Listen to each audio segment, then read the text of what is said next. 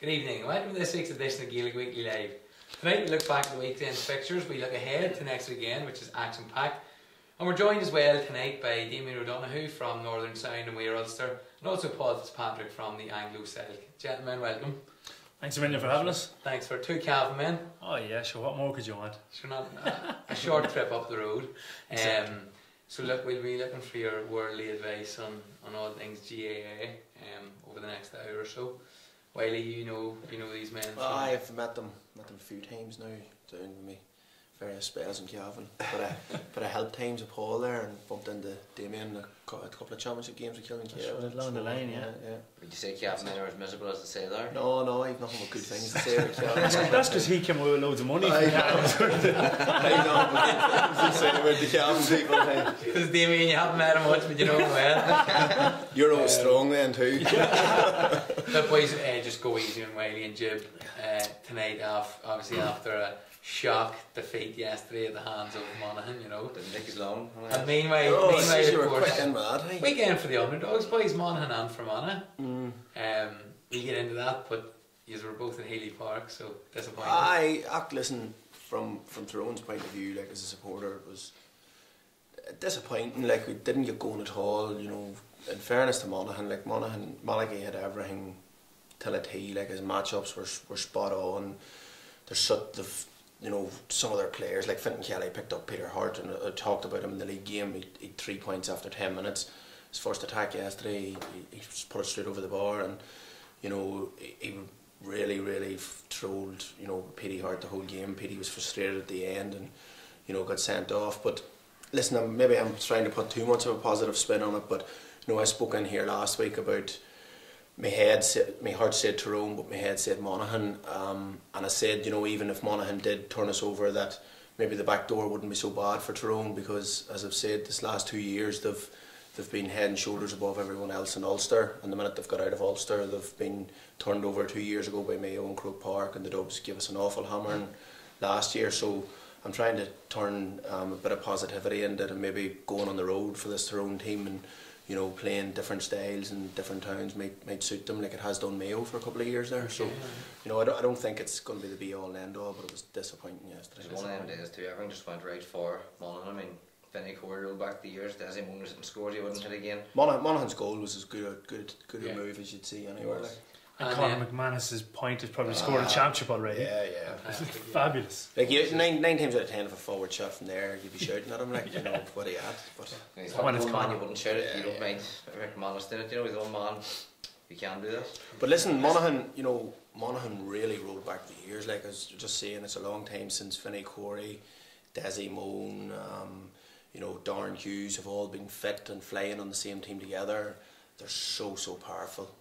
They're so big, so powerful, so strong, so good on the ball. But that just comes from the continuity of a while. Like we were talking off air, Monaghan used 22 players in the Ulster Championship in 2013, and 15 of those lads played in the National League. Yes, that's amazing. It's 5, 6, 7 years of conditioning. Yeah, and they know exactly what each other's doing. Like it was.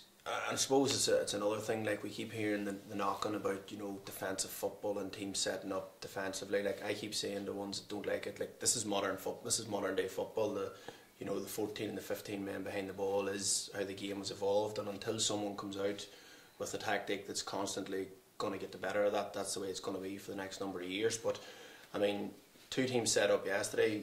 You seen it, Jib. Like when Tyrone would lose the ball, everyone got back inside their 65. When Monaghan lost the ball, every Monaghan player got back inside the 65. We still had 36 scores in the game. That leads us on to, you're talking about defence, Jib, I suppose that leads us on to the social media question for everybody at home there. Yeah, the social media question today is defensive football as bad as it's been made out to be? We had, as we say, 36 scores and a so-called 2 defensive teams.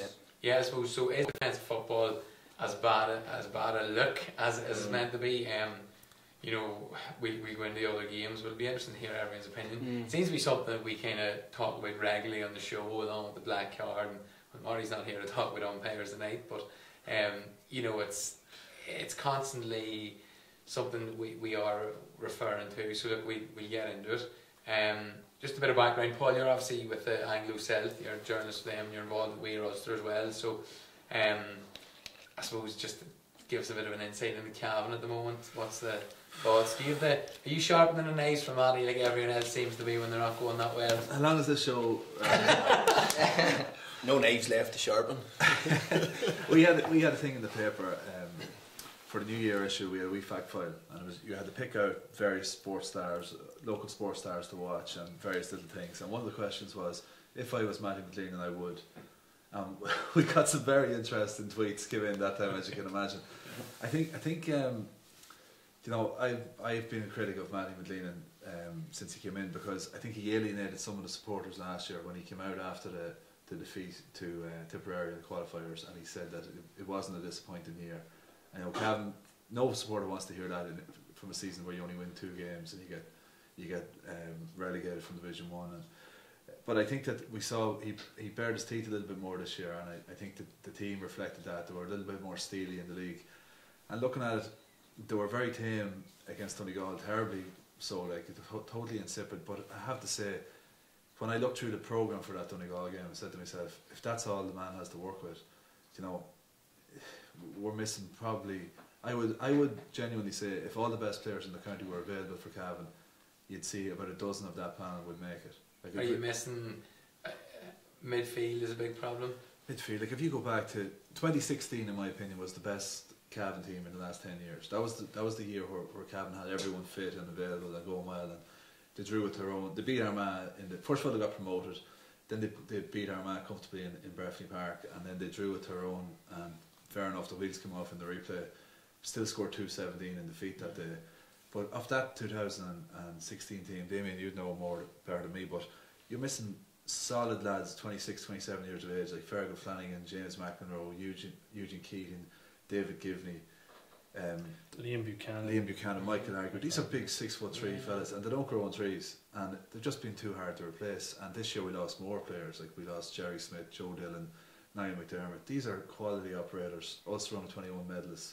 We just can't replace them. So I actually went through, for a piece I was writing, I went through, because I'm a bit of a geek about these things, I went through every Ulster under 21 game Cavan played between 2010 and 2014. So they got the final in 2010, and then they won Ulster the next 4 years. And Cavan used 75 players in those 5 campaigns, and 10 of them are on the senior panel at the minute. So we can't afford to find another. That's 65 players between the ages of 23 and 29 that came through the system that aren't there. Like, we can't replace those. Yeah, that's any county would struggle to replace that, you know. No. You can't, Damien. Obviously you're reporting with Northern Sign, but obviously along Paul you've set up Weir Ulster, which is a great outlet and something we've worked along with you on and bringing commentary to the games in a good few counties during the National League. What was the idea behind that, setting it up? Or? Yeah, so we started off 3 years ago, or 4 years ago, was it? 4 years ago in Cavan. We started We Are Cavan, where we had been to New York with the Cavan senior team that spring, and they played New York in a couple of challenge matches. We met a lot of people from Cavan that were living out in the States at that stage, and they were saying how, you know, they'd love to hear the local games, the club championship games in Cavan on the radio, and given out that they weren't being covered. So we came away from New York with the idea that we're going to start this. We're going to start just doing club games in Cavan. And then the more we done it in Cavan, we started to find out that the likes of Fermanagh, the likes of all the 6 counties had no commentaries for National League games, for the Alliance Leagues. And we thought that while in Cavan, regardless of where you are around the world, or in Kerry or in Cork or in Dublin, if you want to listen to your county team playing in the Alliance Leagues, you can't hear them. You can hear them in those, but you can't hear it in the 6. We thought it was completely unfair, and so we went on the journey to try to find out, could we do it.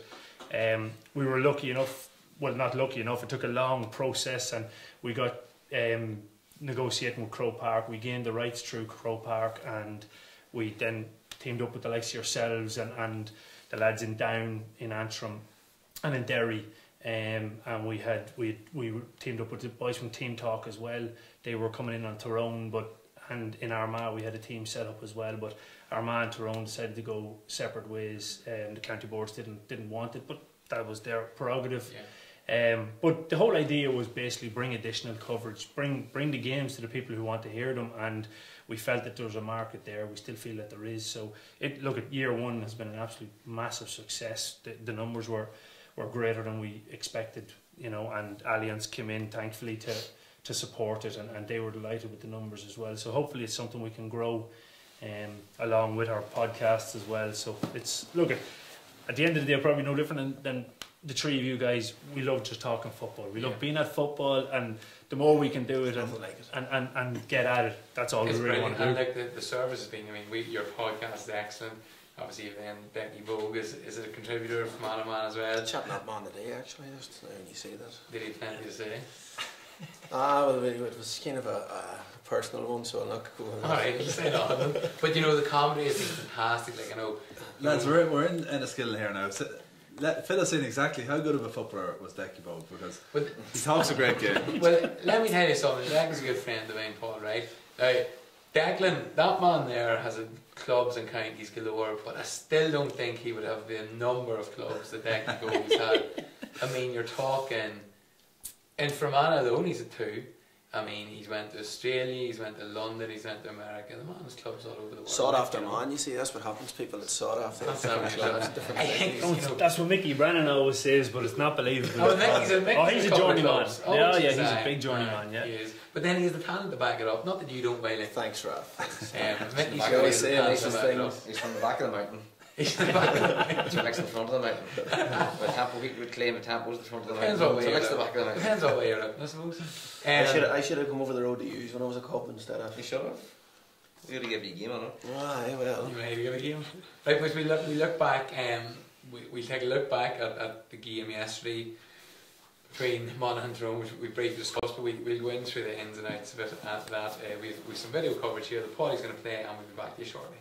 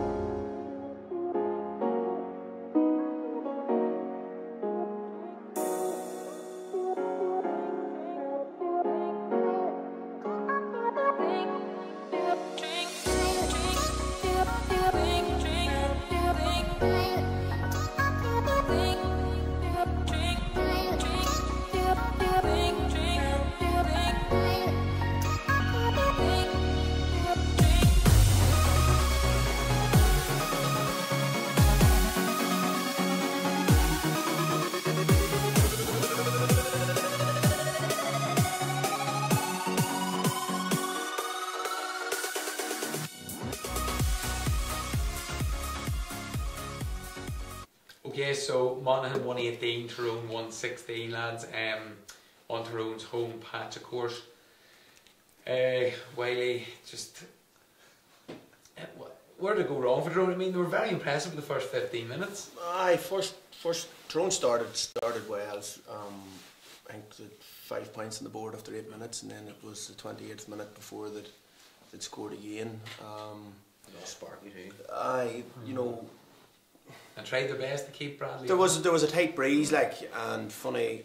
I was standing with Jib's boss at the game, and we were just talking, and we thought, you know, it was a type of breeze that you would have needed 4 or 5 points behind you, and Tyrone were 2 up, and Monaghan got a brilliant team goal, and it just completely changed the whole outlook of the game. You know, Tyrone really never got going just as an attacking unit. You know, it was stop start for them, and Monaghan, you know, I think Monaghan played that very well. Like any time, Monaghan had the game very stop-start, did it, you know, very controlled when they're in possession, and as we talked about, you know, they've played with Ulster for so long, they knew exactly what everyone was doing, and they just looked, on the day, they just looked better than Tyrone. Their kicking was better, their movement was better, you know. Even a couple of Tyrone's kickouts, like Niall Morgan had a hit worldly kickouts sometimes to pick some of the Tyrone men out on the run. Tyrone conceded their kickouts. Yeah. Let Monaghan carry the ball to 45. And Monaghan beat the system to Colin Cavan, and up the wings and then cut in. Yeah, cut in. Colin Cavan Jim, was just... I mean, you argued last night that you were saying Tyrone were brutal. I disagreed. I really didn't think they were. But surely if you lose, or if you have to take off Mark Bradley, Colin Cavan, Tiernan McCann, who haven't played much football, that's a big impact on your team, isn't it? Oh, it's huge, but... It's a massive impact. Like you look at the subs that Mal put in, they made a massive impact.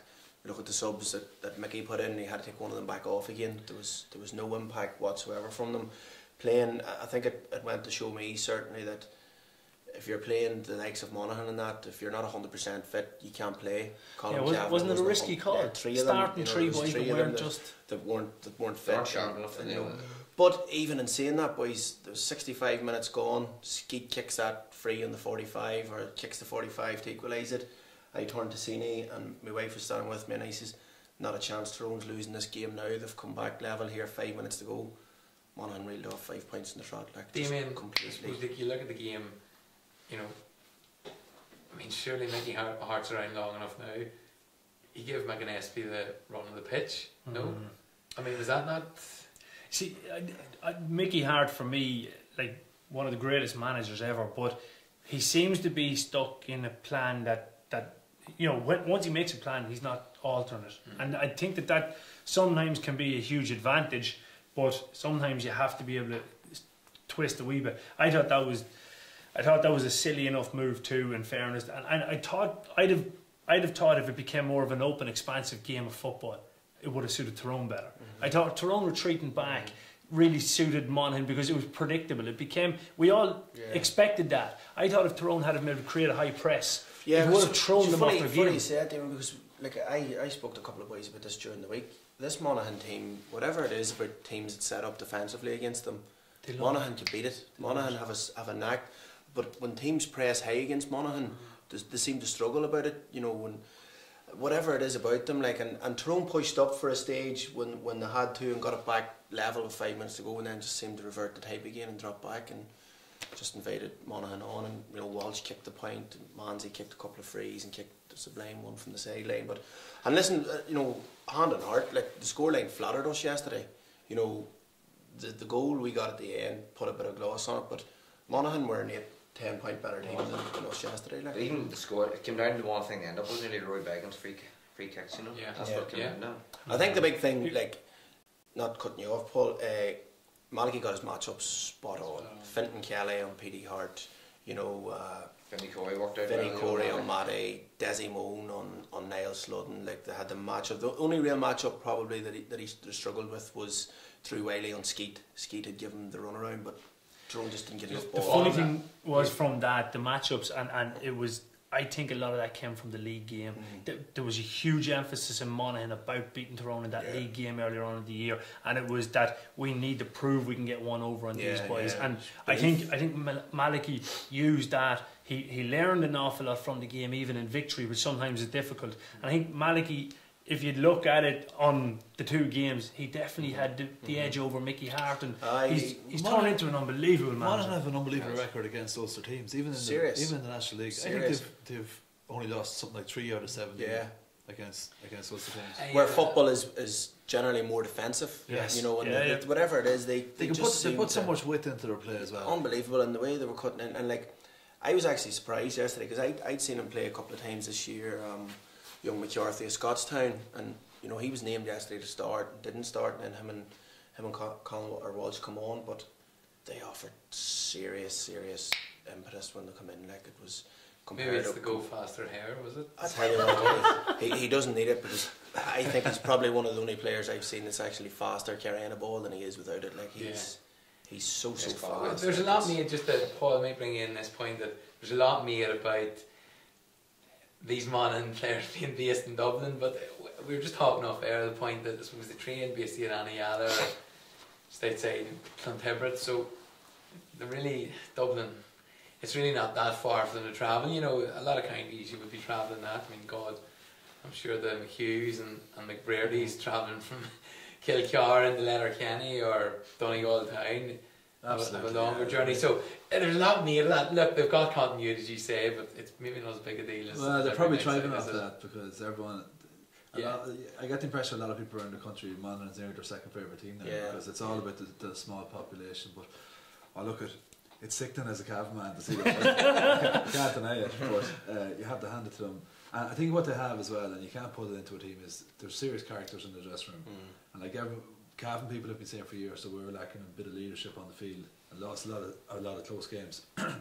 Some of the lads you mentioned already, like to bring on the likes of Colin Walsh, like he's a leader. You can see it from the word go, and they have Vinnie Corey and fellas all over the field. Like there's no better leader than McManus to step up and do what he does. Like such a clutch player.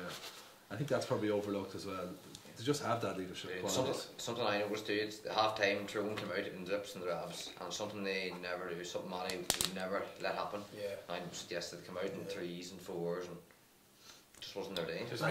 Yeah, and even like, you know, Malagate decided that last year was enough for him at Monaghan, and you know it was up in the air about him, and he more or less his mind made up privately that was going to do. The boys that were going to go, and the players got together and said that they wanted to give it one more real good go, and the coaxed Mal and his management team back in. Well, Wiley, on that, avid follower of ours, Paul Malone. Barry Malone from Fermanagh and a former panellist, his uncle, tweeted today that he says, I can't believe that the Derry didn't go gung-ho to get O'Rourke, because there was big talk about O'Rourke going to Derry. I think I'd mentioned it to you one time. Funny, me and my dad were looking a few prices on what, it was apparently a done deal, Malachy to Derry, and I told a few men that. Obviously managed the loop. Obviously the landscape changed Monaghan, but I don't think it's any coincidence. I've went on record numerous times that I think Mal's the man that Tyrone should be going out for whenever Mickey decides to step down. Wherever Malachy's been, he's brought success. And it's no coincidence. It's already been a lucky manager, and you can go somewhere maybe and be lucky with the one team, maybe for 3 or 4 championships, and go somewhere else and maybe win one. But when you're consistently, no matter where you go, if it's intermediate clubs or senior clubs or counties, and success is following you, you're doing something right. Would the Tyrone players and that accept his assistant though? After several verbals there's been down to the years. Listen, things mend very quickly in football. Malachy's living a mile from Gervache. He's in Tyrone now a lifetime.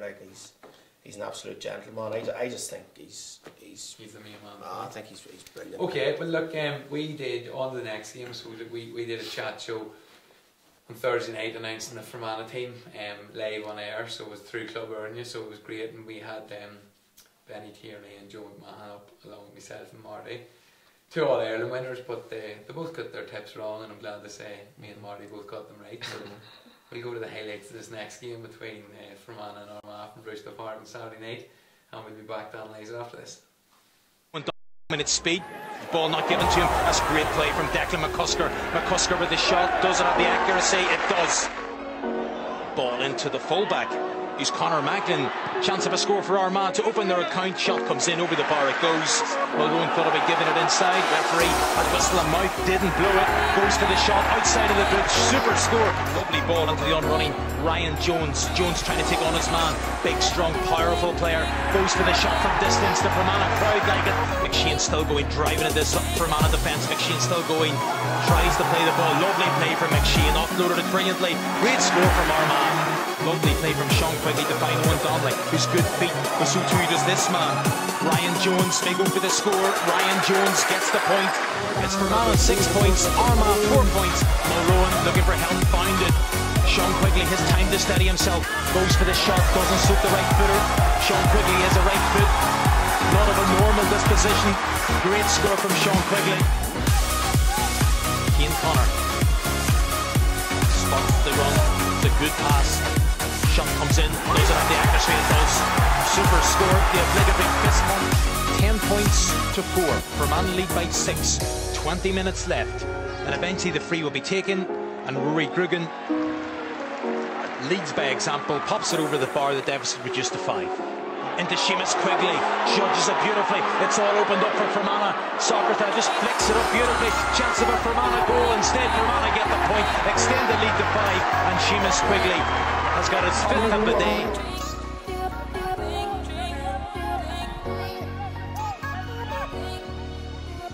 Right-footed, knew the minute it left his boot that it was going over the bar. Final score. Okay, so yes, Jim, that's correct. Just off there, Jim whispered Fermanagh for Ulster. Christine Kelly wrote that in, actually. Oh right, thank you, Christine. Good woman. Fermanagh for Fermanagh 12 points. Fermanagh 12 of the points. Armagh 7 of the points. I'm the only Fermanagh man out of 5 men here tonight. I'm alright a Fermanagh woman. In one of our greatest wins in the last 10 years. I go so far as to say that because we only ever beat Antrim in the Ulster Championship. But look, just Fermanagh, you know, negated their kick-outs, did really well. People are saying Armagh were poor, but you know, Fermanagh beating Armagh by 5 points, Paul, in the Ulster Championships, really unheard of. It's great to see. It is great to see, yeah, definitely. Yeah, I think Cavan fans would generally favour Fermanagh and these type of things too. I think Fermanagh team wasn't the most likeable team when Canavan was over them. I thought they got it at that time. They were kind of they weren't the best team. They weren't the best team either. It was a cynical streak, I thought, to Fermanagh at that time, but I think that they were more of a likeable team. Looking from a neutral point of view now, you'd have to root for them. But I thought the pre-match odds was crazy, absolutely mad. 21 to 10 on Fermanagh at home on a tight pitch with a very good manager. Like, you know, who would you rather have on the line? No disrespect, Rory Gallagher or Kieran McGeaney. If McGeaney has McGeaney's record in provincial championships now, I was just looking at it, is with Kildare and Armagh. He's played 70, or he's overseen 17 matches. How many has he won? I'd say 4 maybe. 3 maybe. 7 out of 17. And at a time that was a top Kildare team. It wasn't. And a weak Leinster. Yeah. But we did comment, Damien, you know, like last year. I'm not the expert. I only ask the questions here, but I remember. I'm going to remind you of that. When you're texting me, looking me to go to junior training, I'm going to remember you. You stay better with that. But I kept writing Armagh off, thinking they weren't great, and then we seen them through the league. You know, and just even talking to McGeaney, they just seemed to be improving and impressing. But that's a real backward step, isn't it? But the funny thing is, as bad as his record is in provincial championships, and I don't know the figures, I guarantee you look at the back door, he's a brilliant record. He always brought Kildare to All-Ireland quarter-finals through a back door. He's a qualifier sort of manager. Armagh last year. Why is that? You know, so... You know, maybe the pressure's off and I don't know. Like, we've talked in here numerous times, like, and we thought, Ralph, we done the league game over there, and we thought, looking at the two teams, that Fermanagh had so much work done at that time that there was more improvement left in Armagh than there was in Fermanagh. And then you go to the league final, and the scoreline flattered Fermanagh the day of the league final. You know, Armagh looked to be a 7, 8, 10 point better team. So I'm wondering, did they believe their own hype? Was the training camp looking beyond, the training camp in Portugal, was that looking beyond Fermanagh? And Rory's completely ambushed them, tactically just done them out of the park. It was a masterclass. Listen, I think the Armagh, I think it's fair to say that the Armagh team in the final and the way they tried to play versus Fermanagh in the final and the way they tried to play, Armagh stuck with it, Fermanagh changed it. Fermanagh didn't take a high ball in all day. Isn't that slightly the difference, where, just going back to the other game, where Tyrone were predictable and Fermanagh weren't predictable. You didn't know what Fermanagh were coming out with. Like, looking along the line, you had Ricey and Rory, every single chance they got, they were pushing the boys forward, they were trying to move that, the attacking. And it looked a different. I seen 2 Fermanagh league games this year. It looked a different attitude to it, that I thought they were very much about containing throughout the league, but they looked like they were pushing forward this time. I actually think, you know, chatting to ones after, I wasn't at it now, chatting to ones after it, and the Killyhaven and Armagh supporters come in, did just chatting to them, they were saying about, you know, McGeaney just stood the whole time with his hands on his chest and, you know, arms folded. I watched it then on Sunday morning when I got up, you know, and I actually think that he was shocked as to what he was seeing. I actually don't think they thought that Fermanagh were going to perform and play the way they did, and he was totally shocked, and I don't think then he was able to change it. And you know, you were on there earlier, Paul, about Cavan and the players that's not playing. It bears a question too, how can, you know, there be no Cross McGlen men? Yeah. You know, First time since and not Armagh. Why is the best footballers in Armagh not making themselves available? You know, like Oisin McConville on the TV was sitting in disgust. Like he was, you know, there was no invention. It's just he was comparing it to rugby league. You know, they attack, we attack. There's no one trying to do anything different. There's no one, you know, offering something as a forward to, you know, express themselves or use their imagination to, you know, he just said it was just dull. I think it's easy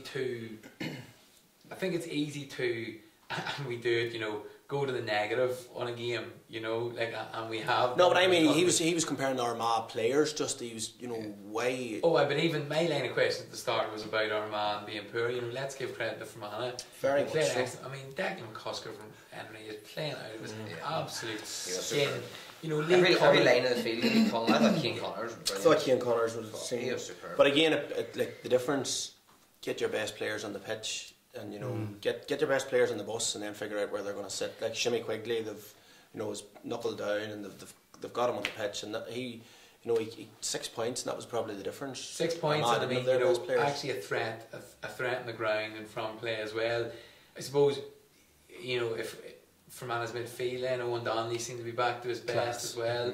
Dominated, bullied. Yeah. Dominated, and again, the kickers. We went around the ground outside first, you know, up to one of the local pubs and that, you know, and the Armagh ones are very confident, and the Fermanagh ones, yes, I know going into a game they do be, but they're kind of, you know, at the same time people say, oh, I don't know if we'll get over the line. You know, only one Armagh man said to me, maybe extra time in Armagh to pip it, but Fermanagh people are judging 3, 4, 5 points, which is very unlike them. Do you know what I mean? Against a team like Armagh, so the confidence is there throughout the county as well, and it's amazing what a manager like that can bring. It's amazing just being at the game, and we were in the press box. I was doing the Cavan game before it in the hurling. Yes. But a person from Enniskillen Gales that he obviously opens up and is about. He said the previous 2 weeks the trainings, they were just on the button all the time, that the trainings were so intense. If anything went wrong, it was broke down, it was roared out, it was get this better, and they came back up to it. He said there was a noticeable increase in the training over the last couple of weeks, and he said he was saying he felt confident going into the game for the first time in a decade. He reckoned that Ulster Championship, he felt confident going into it. So it's no coincidence. And you could see, you talk about McGeaney with the arms folded. That's always McGeaney. He's always been like that as a manager. He's I suppose he's like Mickey Hart, who stands with the arms folded as well. It's just some managers have it one way, but Rory Gallagher could not have been any more opposite to it. I don't think I've ever seen a manager as animated, bar maybe Davy Fitzgerald in the hurling. He's a perfectionist, Rooster. Like, you know, like that's spot on about the training. If something breaks down, like you will do it until it's nailed, you know. When I speaking to him on Thursday, like, and he was very, very confident. Like, but he was hugely confident, and like he came to our chat show, sat up beside us, Benny Tierney, Joe McMahon. Marty, I'm sure that's not something a manager really wants to do 2 nights before, but he did it. He named the team. You know, people were saying to me after, you know, I'll not be the team. That was his team. He talked about his midfield. He talked about his kickouts. He talked about having to charge that down with their big men like Creeley and Grimley. He talked openly about it, and then put his team out to do it. Yeah, it was fantastic. And was really thinking that, talking about playing Tyrone in a semi-final, because he thought Tyrone were going to come through. Like, he had, you know, and that's him. Like, he leaves no stone unturned, you know. And I know he was in Noma yesterday, and you know, make no bones about it. The minute he got up this morning, it would have been fine, dissecting that game right on their kickouts, this, and that's it. Like, and you know, he's never found wanting, you know, in that version of the game. Like, and you know, it's a credit to the Fermanagh players too, because they got so much flack when the Pete McGrath thing went south, and you know, there was a lot of ones saying, you know, what these deserve. You know, you're not repaying them. A new manager's come in and he's took them to the, you know, a very good level. And you can imagine being a manager yourself. Rory would have used that. He'd have used it in the dressing room to pull them boys. Big time. Like, it was one of the first things he said to them. You know, players, you know, you wanted this, you wanted that. I'm just telling you, just be careful what you wish for now, because you're going down a road now that it's going to be my way or the highway. Like it left Rory, and people may be wondering at the start when he took on the job, was it a wise decision for a manager of his calibre, like top shelf manager?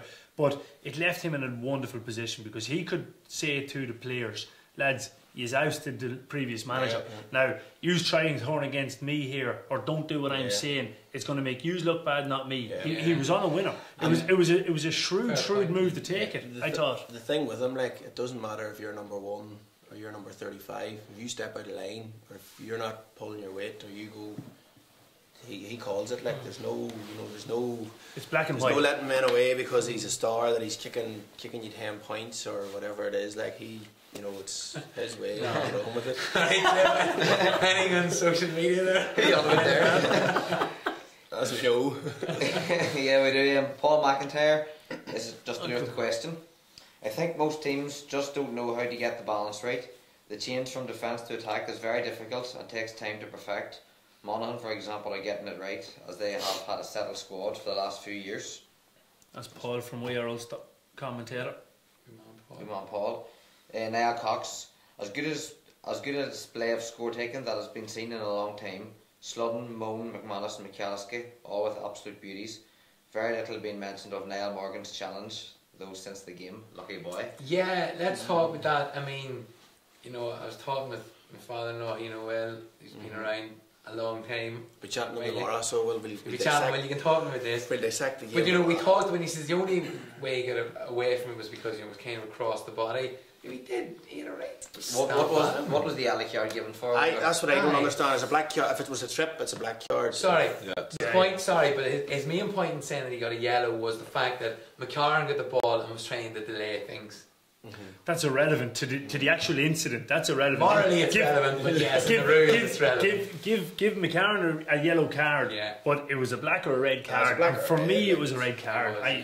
I thought it was one of those decisions that the referee just didn't want. No, Paul, red card. When you see what Peter Hart got sent off for, it was worse than that. What did you think? Listen, I thought it was harsh. I thought it was harsh. Like, fair enough, he closed the fist, but I thought the man went down like it was Evander Holyfield after hitting him in the ribs. But in fairness, I'm going to take the other side on that. There's two things. One, it was a clear strike with the left hand. The second one, it was a kidney, and that's a sore punch. If you ever get that right, that's worse than in the short. But on the run, well, not going to be how sore it is, but on the run, just on that, and your man going down.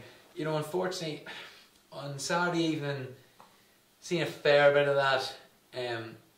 From a few people in the league that have been culprits of it, with Fermanagh and Armagh, just going down and head holding.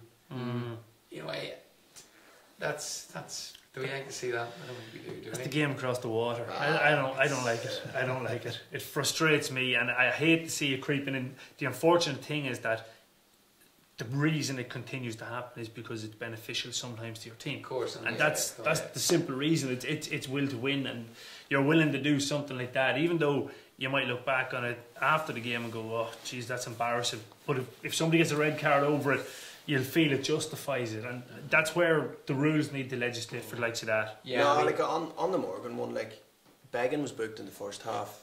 And if you compare what Began was booked for to what Niall Morgan was booked for, like both them's bookings and the game's crazy. Like, it's either black or red. For Niall, he was a very lucky boy. Okay, Jib, do you want to more? Will you come back to you? I'll read out another one here just. Donny Fair, we're going to have to put a GPS and heart monitor on Ricey as he does as much running as the players. There's a serious bit of running, It was funny actually the first couple of minutes of the game. Rory Gallagher, the dugout was right in front of us, and Rory Gallagher at one point, I'd say the game wasn't on 2 minutes, and he let her roar, Ricey, let her roar. He had to get instruction up. Ricey was up in the stand and came bolting out through the gate to find out, what do you want me to do? So he thought he was going to be sitting for a few minutes and maybe having a bottle of water, but he was active from minute 2 on. But he has been, we've obviously covered a lot of the commentary. Ricey has been, I'd say a train even, he's been brilliant addition there, because he's always in the pitch, his instructions, and he's not on there winding and goading at the opposition like what he's playing. He's just been fantastic. He brings so much energy to the whole thing. The players all seem to love him. You know, they seem to like him being there. You know, he's. And it was funny with the incident with Paddy McKeever and Rory Gallagher that when Paddy was being sent back up, Ricey was just chatting to him. You could tell it was a relaxed sort of conversation, and he could give him a wee pat on the back as he was going back up. Like, but he's that sort of a character, you know. Like when he was a player, he wasn't that sort of a character. You could only hate him. But when he's out, but you know, I like at probably the Ricey you're seeing now, you know, with the Fermanagh team is his real personality. Like when you know that's what Ricey's like. He's an infectious character. Like, but when he's on the pitch, he's like even. You know, I used to travel with him, him, Collie McCullough and Niall Gormley. I used to travel to training together, like, and the car would be deadly cracking up, and then you might be playing an in-house game, and you'd be hanging out of other, and there'd be punches through, and then the next thing you'd be back in the car on the way down the road again. Like, it was, that's him. Like, he's just he's such an infectious character. Like, but it was again, I can't put enough praise on Rory Gallagher. What a brilliant move by bringing him in. Oh, super. Such a shock at the time. No one. It was way from left field. Like, yeah. It was an absolute genius move. But I think that's again. Rory probably looked at himself and analysed himself after the Donegal thing, and maybe thought, what let me down there, or what did I not do well, and who can I get that is respected, that has done it at the top level, come in and do that for me and help me. And he looked around. But they didn't know each other terrible well. Like Rice was telling me at one stage that, you know, literally I thought it was a wind up. Well, they wouldn't have each other's number. That was the way he put it to me. So, but they had similar thoughts. But he had done his research. Ricey involved with the women's football. Had but you couldn't get two more different players. Unreal. The Rory Gallagher and Ryan, you know, it's crazy. Very good. Well, come here, Jib. We'll go on to the next couple of games, but if you just bring up Marty's stat from earlier. You can find that. Marty's what? Marty's stat as regards the last time with the victory. And we come back to that just in your own regard. Okay, Clare 123, Limerick 14. Clare had all six forwards scored, all starting six forwards scored, 5 subs came on and scored. Convincing win over, I suppose, the Limerick side that are struggling, but nonetheless, while they march on, we've talked about Clare and Tip. I've talked about Clare and Tip from first come across them. And, you know, with Leitrim a couple of years ago in Division 4, Clare just pipped us that year for promotion, whereas Tipperary blew us out of the water. But them two teams have just kicked on seriously. Like Kerry up next. Yeah, like a lot of ones, you know, in Munster would tell you that Tip are going to be the biggest threat to Kerry down there of the year. Like, but that's great for football in two predominantly hurling counties. Like that, they're developing so well. From seeing Clare playing against Cavan in the league. They have a very good forward line. They've lost 3 key defenders this year. One that has emigrated, a couple more have dropped off, and that's going to weaken them. And that actually ruined my cube there at the weekend as well. The one bet that didn't come up for me was I had Limerick to score under 13.5 points, and they got 2 points in injury time to ruin it. I won't tell you how much it cost me, but go on. We feel for you, Paul. Like Tipperary 20 points, Waterford 9 points. That was under the handicap, Paul, so I hope you had that back. I had that one. Did you? McGrath 9 points from corner forward. Who? Look, you know, McGrath. McGrath. I mean, you know, Tip, I suppose, look, Tip and Clare, you know, yes, traditionally hurling counties, but as we've discussed on the show many times, looking strong, and, you know, a convincing win again for Tip. Watford never scored to the 27th minute of the game.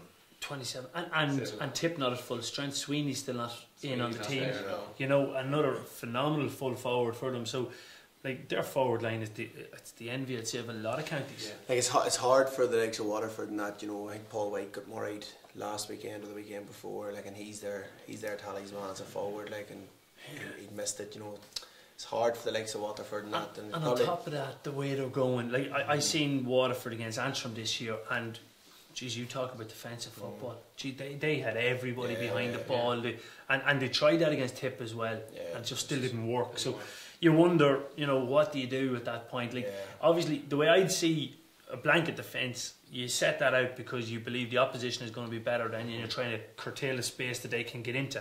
So when you put down the blanket defence and you still concede 20 points, Jesus, where do you go? Can we ask the question though in relation to the defensive systems? And that if everyone, more or less everyone, of course, the mighty Dublin don't play like that, they do play like that, they're just better at it. Is it not just the case that, look, on the day, some teams' tactics are better and some teams are just better than others? Yeah, well, it comes down to, see, again, this is where I love this argument. This whole argument about when football was football and if you kick it and it's a 50-50 ball. To me, that was lacking innovation. There was no evolution in Gaelic football for 40, 50, 60, 70 years. And now, since probably, in fairness to Mickey Hart, where he started the swarming, and then you had Jim McGuinness perfected the blanket defence, it's evolved. So now you're not just looking at that it's the fittest. It used to be the most skillful team would win. Then it became the fittest team. Then it became the strongest team. And now it's all of the above plus the most tactically aware. So you have to figure out that, well, I have to be prepared physically, mentally, and then have the skills to do it. I think it's brilliant for Gaelic football. I think it's like, I think probably now, if you're going to be a successful Gaelic football team, if you're going to be over a successful Gaelic football team, they almost have to be like a boxer. They have to know times when you're under pressure, get your back to the ropes, cover up, you know, counter punch, or they have to know times that, right, we have to go out and really chase this, and they have to be able to adapt and change as the game goes, you know. And that's probably the thing that, you know, I keep giving out about some of the men on some of our broadcasting stations that's talking about Gaelic football that played it 30 years ago and haven't evolved, when it was 15 on 15 and you kick frees off the ground and it was you kick it in and, you know, you fought for it. And it's changed so much, like, and it's ever changing. And like, as I said in here many times, it's modern day football. That's how it is. And not to go on a tangent, and Paul has heard this tangent of me 100 times, but I get so frustrated looking at especially RTE. I hate Joe Brolly, and I absolutely hate Joe Brolly for the simple reason I think all he's doing is dragging down the name of the game. Everybody's talking about how great hurling is, and hurling's wonderful and hurling's amazing, because on RTE you watch the hurling games and they're all, wasn't that fabulous, wasn't that amazing. Watch Gaelic football, you've Colin O'Rourke, Pat Spillane and Joe Brolly talking it down all the time. Now at the end of the day, they dictate 90% of the people in this country on what they see in front of them. So if they turned around and said, well, actually the sky is pink, lads, geez, well, Joe Brolly said the sky is pink, it's going to be pink. And that annoys me that the national broadcaster is doing a disservice to the game. I'd say you watch, like, even I don't even bother watching Sunday night, but their lack of analysis of games, you know, if you're a coach or whatever, you get nothing away. Like, you know, people about Cavan and you read some of Paul's articles and that, you come away and you be like, Jesus, you know, and you feel that you're more knowledgeable for it. Like, you watch some of that stuff and it's just, they're degrading people. There's no analysis. There's no analysis. How can I break that? I think what we do have to consider though is when you watch BBC, like, I really like McConville as a pun personally, but you know, with him and Clark the other evening, they pick out some positives, but they're quite damning of it too. You know, Marty Clark talked the other night about players not playing the game that he knows because they just don't enjoy it anymore. But I mean, they pick it out too. They're just not as always as damning as these guys are on RTE. But how could any footballer that played, you know, well, okay, the Tyrone lads, but how can anyone not enjoy that game and, you know, at the weekend? You know, it was as good a game of ball as has ever been played. Like, absolutely brilliant. I think that a big thing that the hurling has going for it, two things really. One is that the top teams play each other. You know, Leitrim hurlers don't play Kilkenny hurlers, and there is almost that size of a gap in football at the minute between Dublin and some of the Division 4 teams. And the other thing is, again, the way it's talked about, and also, the other thing I was going to say as well is the way it's reffed. Hurling is a physical game, and I watched the Limerick Tip game yesterday, and the referee was letting an awful lot go. In football, I think there's very little let go. Very little. And everyone wants, players want it, fans want it, everyone wants to see it. I mean, you didn't hear, you know, last week it was all over the media about the disgrace of Carlo and the rough boy tactics in Corrigan Park against Antrim and the hurling. But you know, you seen Samuel McNaughton's interview after. I was a couple of ways away at the hospital, but he didn't damn Carlo. You know, he didn't just say, you know, oh, it's a disgrace, this and it's that. And neither of the Antrim players. You know, they got on with it. Now I think it was a bit OTT, but as you say, you know, look, that's the nature of the game. They let them on with it. Football is maybe just not. I think that's a good point. You know, I think, you know, stop this feigning and rolling about. If the boy goes down on his face and the referee says play away, he'll not be long enough on the ground. I thought there was that. Like, Mark Bradley went down yesterday and the referee stopped play for him to get his ankle strapped. It's meant to only be a head injury. Only a head injury, you know, but he stopped and the game was stopped for a good 4 minutes, 5 minutes, and Mark Bradley got up and went to take off running and went down again and then just walked off. Like, well, that's when you think about it, like, I'm not just saying that because we're sitting in Enniskillen here, but do you remember the Fermanagh Mayo qualifier? Where a big 6'5" man like Aidan O'Shea, when he went down for that penalty, like, that should have been a moment where people drew breath and go, hang on, like, Fermanagh are probably been put out of a championship here already this. And like, is this what we want the game to be? Where a big 6'5" man like him topples over like a soccer player. But we're so afraid to legislate, to change a game.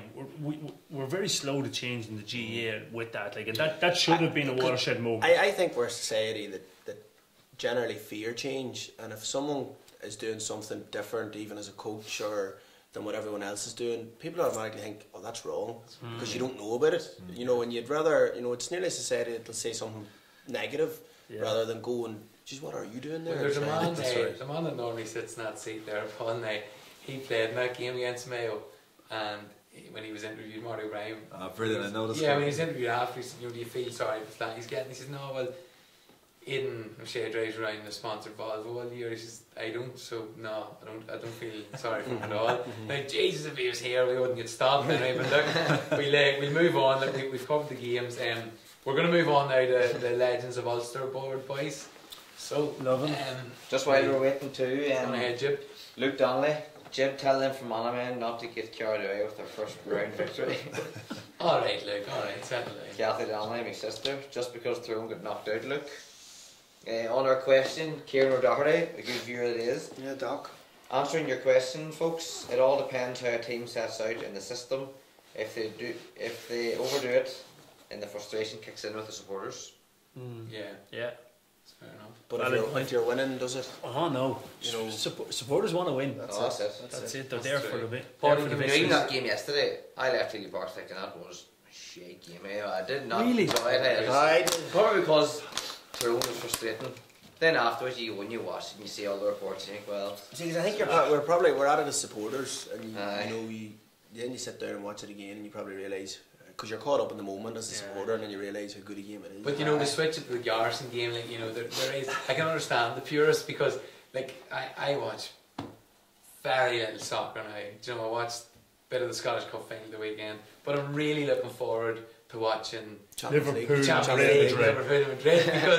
I know it could be a 5-3 thriller, probably end up 0-0 now, but it really could. And you know, you have to admire that too. But then you look at Liverpool and you think, Jesus Christ. Yeah. Well, I plug in Sunday. I barely call myself a Liverpool supporter.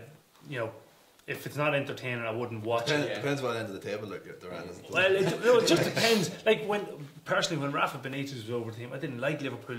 I didn't enjoy watching them. I thought we were defensively very well organised, but I just didn't enjoy watching that. So I might be a bit of a hypocrite, because I love watching Klopp, because you're 5-0 up against Rome and you're still thinking, oh God, we could lose this game. You know, it's entertaining. Jesus, you won't leave it. You know, and that's where I suppose the difference being, as I say, I'm a casual fan that I enjoy that. I'm entertained by it, so I'll watch it. But if I was a real passionate fan, I mightn't be that happy Mr. about Liverpool it. beside you here. Yeah. Just on the point that was made there a minute ago about, you were sick in Healy Park, even though it's such a good game as a Tyrone man, you were sick. Like Joe Bradley, and unlike Damien, I like Bradley. I enjoy him, but he made the point after the National League final where Cavan lost 4-16 to 4-12, was it? That on the Sunday game, he said, I spoke to all these Cavan people coming out of Croke Park, and they were genuinely delighted with what they've seen. And I actually felt like tweeting them saying, name names. Tell me one person. What Cavan person was delighted? Nobody was delighted. No. But he was also, like, you spoke earlier about analysis and how the analysis is poor. He talked about, wasn't it 2016, about how Cavan were the Black Death still, and the reality was they were the highest scoring team in the National League that year. You know, and they were the Black Death. It was the Black Death was 2-3 years before that, when we were trying to get from a very low position up. And Terry Hyland had it evolved into us being a very good attacking team, you know, and he was still, you know, swatting at that. The one change I would say on that, I thought Sean Kavanagh's analysis of the Cavan Donegal game was spot on, 100%. Along with Kieran Whelan. Along with Kieran, I thought that they were both brilliant on that and accurate. It was damning of Cavan, but rightly so. They nailed the point that there was no intensity, and I thought that was good analysis. So that's a change. From their own point of view, a friend of mine, Ryan Daly, you probably know him, was involved with underage teams. When Medlina took over Cavan, I rang up Ryan to get a bit of information about him. And he mentioned to me that he was often mentioned in the conversation as a future Tyrone manager, Matty McLean. I actually, like, you know, I think I was at Mullahorn at the time, and I'd actually been working with Ryan too with the under-17s in Tyrone, and you know, Matty got the job, and I was like, you know, this Matty's going to be great. It's going to be great for Cavan. Like, he's honest and he'd be refreshing. And I remember watching his first couple of interviews, and I was like, geez, Matty, you know, could listen to you all day. And you fast forward it now 2 years later, and it's the exact same interview every time, and you're just like, well, that was the same under Scott's time. We were talking about it, you know, it was repetitive. But anyway, look, on the onwards and upwards, well, not upwards, maybe. But speaking of Cavan, we have the Ulster Legends board here, boys. So we have St. Peter at the top. And Paul Brady. Paul Brady, of course, the gunner. and the gunner Brady as well. Going for another World Handball Championship this year. Maybe he is. Maybe he should have been an option to get on there. Yeah. But look, boys, is this a combined, agreed decision? Yeah, Damien agreed that we both agreed on this. Okay. Okay, so lads, tell us a bit about who you're going to add on. So I'll let you do. Paul's written a book, in case anybody has known, called The Fairy Tale in New York. And it's basically about the Cavan team in 1947. Absolute brilliant read if you can get your hands on it. But when it comes to history, Paul's the man. He knows best. So for Cavan, we had to go with a Cavan person. So very disappointed at Gio. I'm judging by that. A bit like Marty, you're going back into the archives for this man. Well, we had to get an All-Ireland winner. So we had to go back to the black and white days of Cavan. It's like the joke about the only Cavan man with an All-Ireland medal is an antique dealer. And the only man is a transvestite. The man we're about to pick is, he was born on the day Michael Collins was shot, which was August 1922, I think. And he was born in New York. And 25 years later, he had his greatest day in New York, in the Polo Grounds in the All-Ireland final, and that was Mick Higgins. He won his first All-Ireland with Cavan in 47, he won another in 48, and in 52 Cavan had lost most of the 47 and 48 team. I think they only had 6 or 7 left, and Higgins was one of them, and he completely changed his game, reinvented himself, became a free taker, and in 52 he scored, I think it was 7 or 8 points in the All-Ireland final, all for frees, and Cavan, he won his third All-Ireland, and he went on to manage Cavan to 4 Ulster titles in the 60s as well. So he won seven Ulster titles, 2 national leagues as well. So that was when we were looking through the board last week. I think Sean Kavanagh has 3 All-Irelands but 6 Ulster titles, 2 national leagues. I think Peter Canavan had, Brian Dooher, was it? He had the 3. He had the 3 as well. Yeah. And so we were just looking through all the players on it, and he would be the most decorated player on the board. You know, there's nobody on that board. Oisin McConville, I think, had 7 Ulster titles, but only 1 All-Ireland. Has he won an All-Ireland Junior though? I'm not too sure about that one. Yeah. Again, just Marty's not here. I just thought I'd throw that in. You know. Does he still play 5-a-side? Because TV's still playing 5-a-side. Okay, so the great Mick Higgins has gone in. Yeah. Great choice, boys. Good option, boys. You're obviously allowed to take one out, and you can then rearrange the board as you wish. Who are we taking out, lads? I think we both agreed that the player there was a couple we debated about. There was. So maybe without insulting anybody, we'll say who we're just taking out. Well, you can give us a reason. I mean, it is. I think you'd ask for players, but it is obviously players, managers, officials, whatever they do.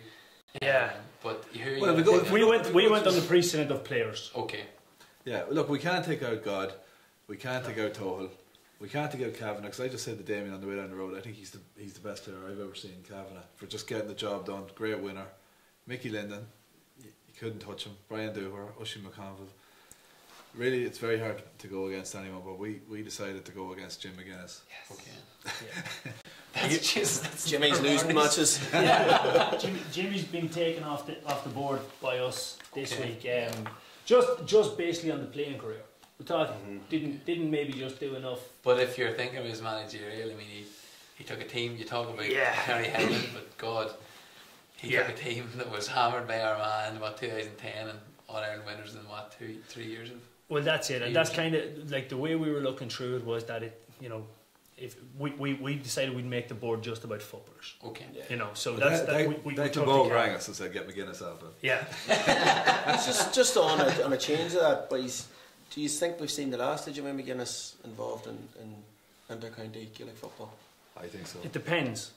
It depends. If soccer doors open up for him, he'll stay. But if not, if the soccer doors don't start to open up, he'll come back in, and there'll be plenty of counties that'll offer him. I think it'd be a sad loss to think that a man like that's gone. I'm just thinking. Back to Donegal sometime. I'm just thinking even maybe the likes of a Mayo or somewhere. I don't see him going to a Donegal. I personally think that for particular reasons he'll go outside of Donegal.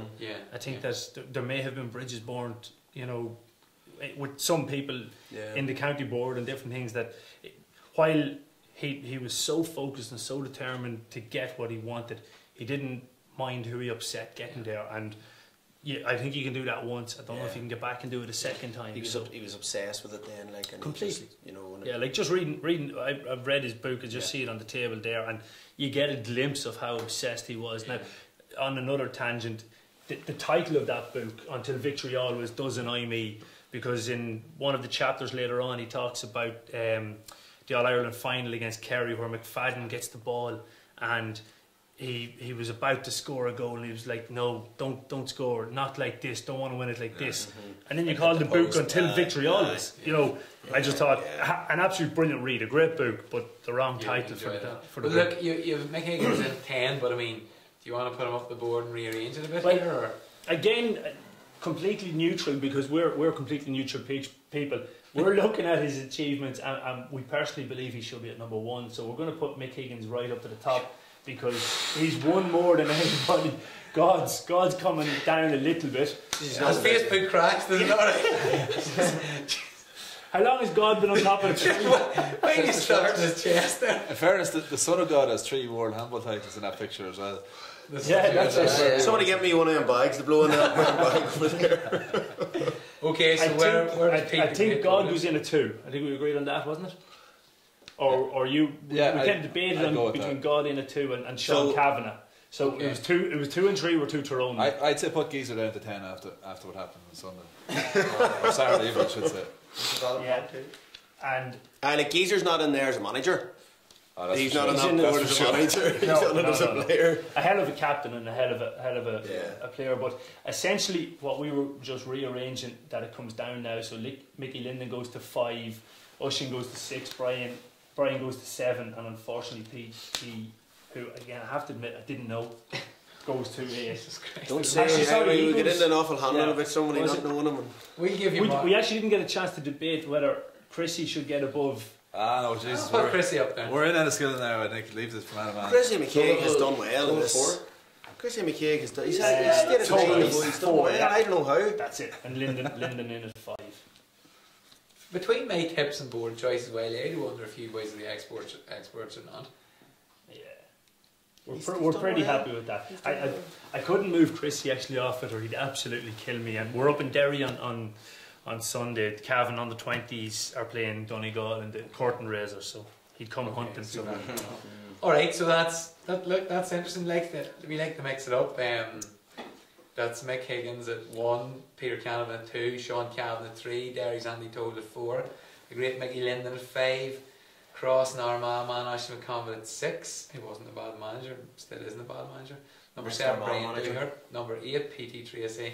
Number 9, Chrissy McCaig. And number 10, Geezer. I have to say, on McGeaney, and we've said this a couple of times, you know, he's kind of been knocked tonight for his management, but we have to say, in interviewing him and as regards, you know, his willingness to talk to you, you know, after the games, he's absolutely fantastic. He's a real insight. He actually changed my opinion on him this year. Yeah, and then the way people have said at the end of the show, you know, it's great to see somebody so open, you know, that's willing to talk, that's willing to be honest about it. Isn't it funny that people make this association that you can't question a manager's ability without questioning his character. His character is perfect. He's a brilliant fella. But it's a completely different thing. Like people might I always like your certain fella there. Exactly, but a terrible manager. No, I just don't know why. I'm he's changing my opinion too.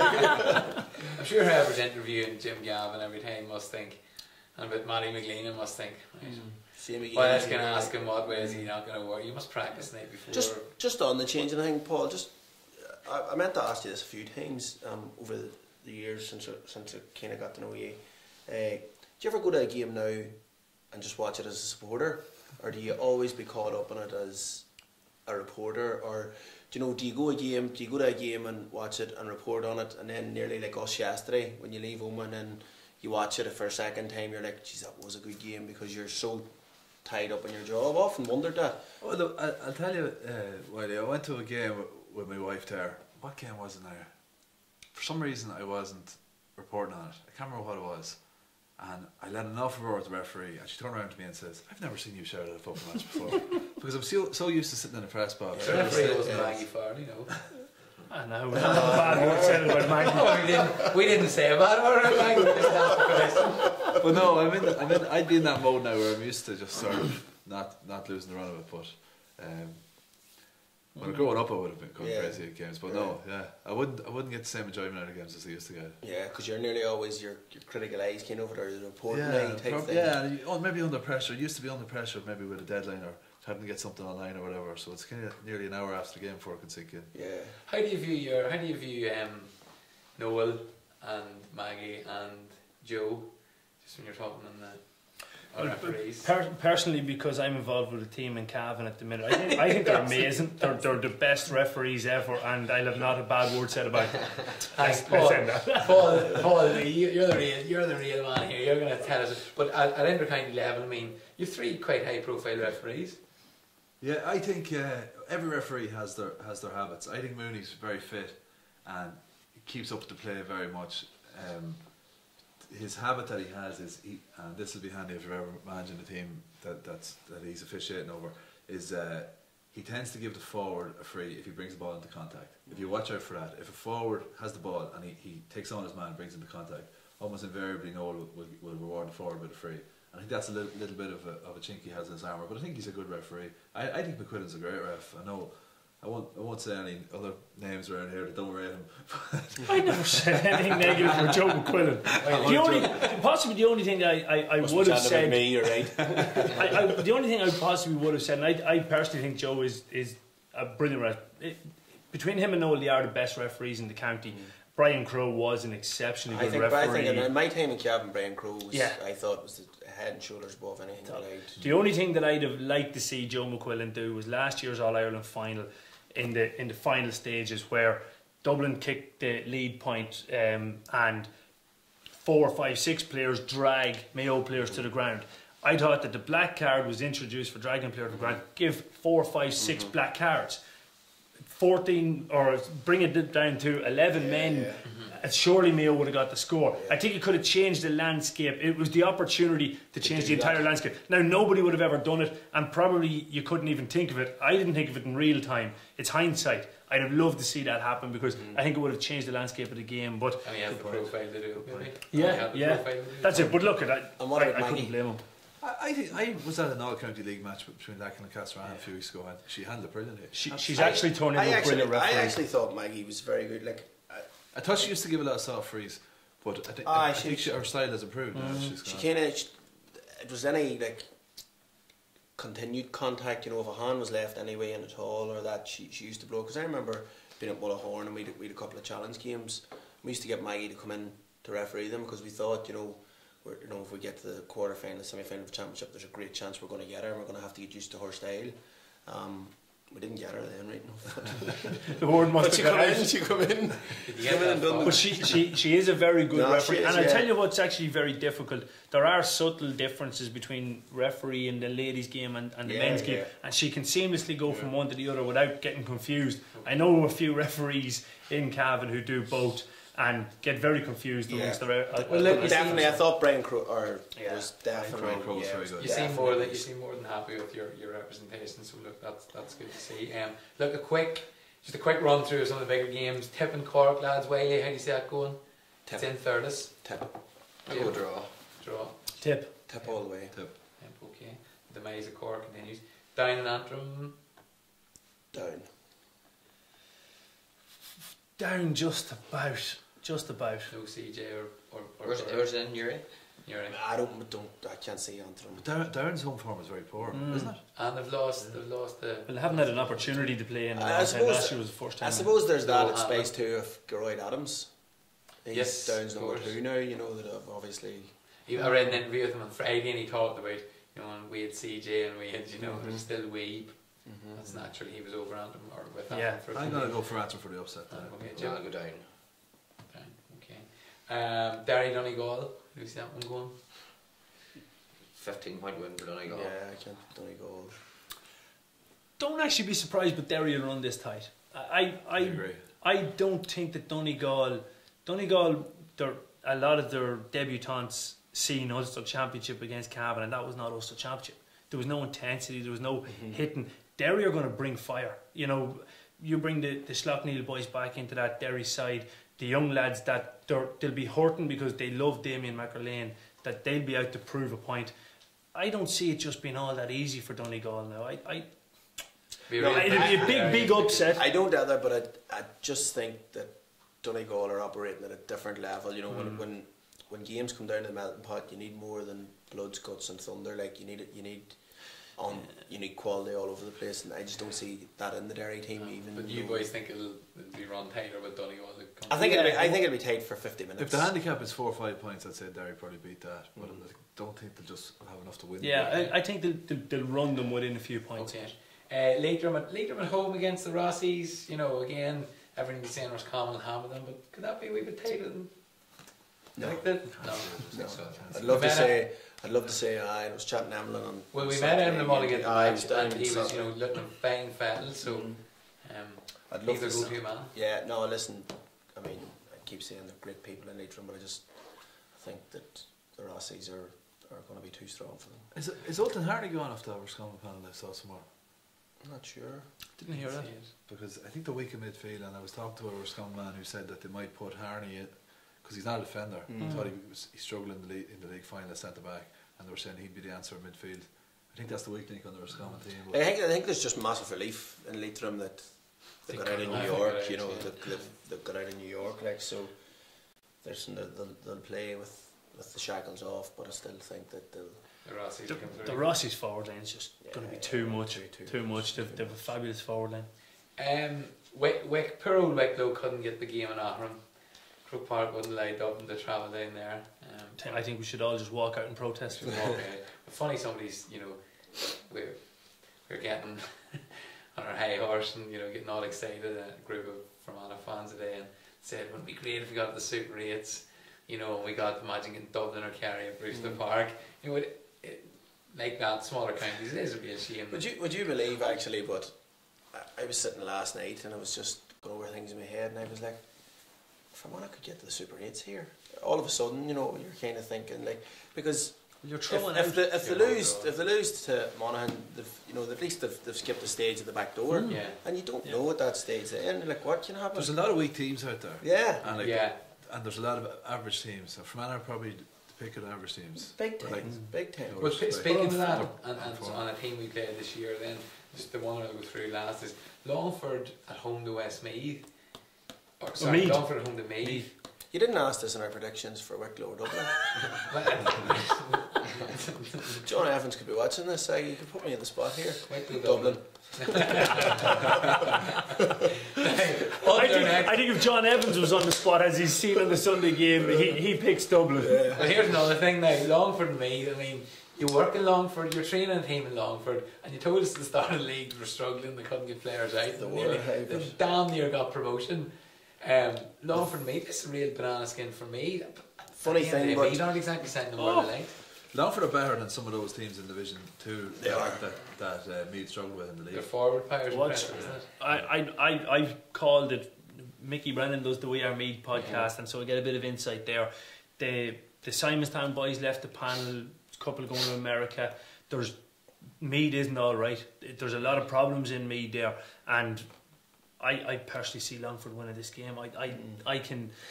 Longford, I seen them in Armagh earlier on in the year, and physically they're very strong, and they've got really big, strong forwards as well, which won't suit Meath, because Meath aren't a Meath of old. They're not physical. They're weak. Robbie Smith would get on most teams in Ireland as well. When he's on his day. But the funny thing with Longford is, maybe the past 10 or 12 years haven't won too many Leinster Championship games, they're a great backdoor team. You know, they've Derry took some out. massive Monaghan a couple of years ago. They've took some massive scalps in the Mayo and the Longford backdoor. You have to be very careful now. Longford. Jim, anything on social media? Brian Cusker, could Tyrone kick in after the loss? They seem to go better through the back door because of the amount of games. I think playing every week suits them. Look, lads, as we've said, right, just for the viewers at home, you may not know this. I mean, I was just reading up on it today. So on the qualifiers, it's now an open draw. So unlike the last couple of years where they had a side A and a side B, it's an open draw. So next Monday, Tyrone could get Mayo, Armagh could get me, let's say, for example. So that opens it up, and that means that a couple of big teams can fall. The other thing with the qualifiers is, lads, which is a big thing, Division 3 and 4 teams, if they're drawn against Division 1 or 2, they automatically get home advantage. That's massive for qualifiers. Yeah, like if you're Tyrone and you have to go to Fairfield down to Waterford, like it's some journey. Yeah. You know, but that will help Tyrone. I guarantee. Tyrone will be better for going in the back door than coming through a battle in Ulster. I just thought this last week, like even Tyrone, as I said earlier, Tyrone steamrolled Ulster this past 2 years, and beat teams by 15, 20 points last year. Hammered Armagh in an Ireland quarter final in Croke Park, and then the first team they met outside of Ulster was Dublin, who massacred them. The first team the year before that they met in the Ireland quarter final outside of Ulster was Mayo, who beat them. And I think Tyrone. But in saying that, they probably should have beaten Mayo that day. Well, even take the maths on it. Even take the maths on where Tyrone. I'd nearly put my house on Tyrone will make the Super 8s now, because you have Mayo are going to be there, and I think if Tyrone got Mayo in the first round of this, they'd beat them personally, because Mayo need to get a run of games to get up to a standard. I think Tyrone would beat them. You're into your semi-final losers at that stage. You're looking in Ulster, it's going to be a Fermanagh or a Monaghan, a Down Antrim or a Derry Donegal. You'd fancy Tyrone will come through there. Leinster, now we're talking about, they'll come through any team that's beaten the semi-final. Could be a Leitrim and Connacht. Leitrim and Connacht, or Sligo on the other end in Connacht, and then down in Munster, you're probably talking about a Cork or a Clare or a Tipperary maybe. So who in that would Tyrone fear? Tyrone are primed, I think, that Mayo's the one stumbling block that they have, but they're going to beat everybody else. But according to a mate of mine today, Tyrone and Monaghan are on the same level as Cavan and Kildare. Even the most optimistic Cavan man. I just thought I'd bring that on there. You were going to see mates in the padded room, were you? Anyway, look, lads, we could talk all night. Yeah. It was fantastic, wasn't it? Yeah. We never went silent, so it was great. Look, thanks for coming. Paul, best luck with everything this season, and we are Ulster, Damien the same. We hopefully keep involved this next year, bringing the Fermanagh commentary to the folk, and keep on doing what you're doing and all the other kindies. It's great exposure, and it's appreciated by our listeners and everyone else, I'm sure. Wiley, Jib, head up, lads. The boys are. It's good to talk here. I've got over it now. You just when you're stewarding Noman, we're in Ulster semi-final. I've kind of got over it now. So. Yeah. All right, look, folks, that's us for the week. Great to have Paul and Damien in. It's a really enjoyable show, I suppose, with a win for Fermanagh and a lot of our Fermanagh viewers. It's fantastic. Well done to Monaghan as well, of course. Look, we'll be back next Monday, and we'll have more guests, more chat. There's a fun, action-packed weekend coming up, so we look forward to that day. And remember, your opinion matters, so tune in to YouTube, Facebook and Twitter and give us your thoughts, and we'll see you next Monday. Good night.